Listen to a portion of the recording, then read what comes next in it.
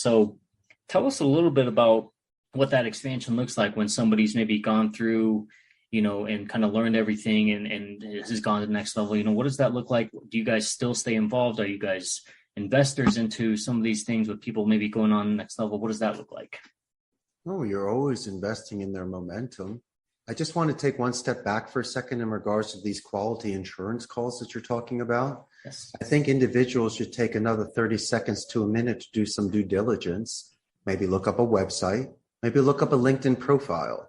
So instead of just calling you sir, we can talk about the 17 years you had in the center or where you are. We live in the United States and have those things in common. And so today, since a lot of people are not answering the phones or people are downsizing or working from home, a lot of the strategies we use in some of the verticals that we have is by sending emails and leaving voicemails, because a lot of the calls you're just catching people, the contact ratio is a lot lower.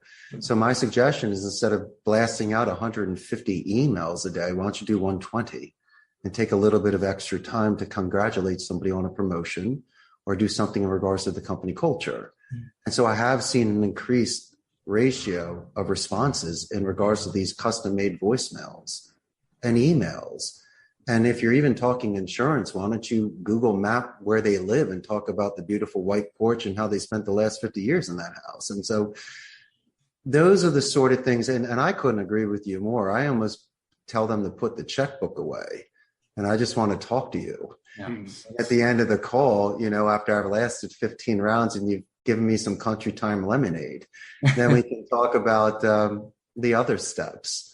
But I love asking follow-up questions and looking at photographs and finding out people's histories, because those are excellent ways to find tons of things in common.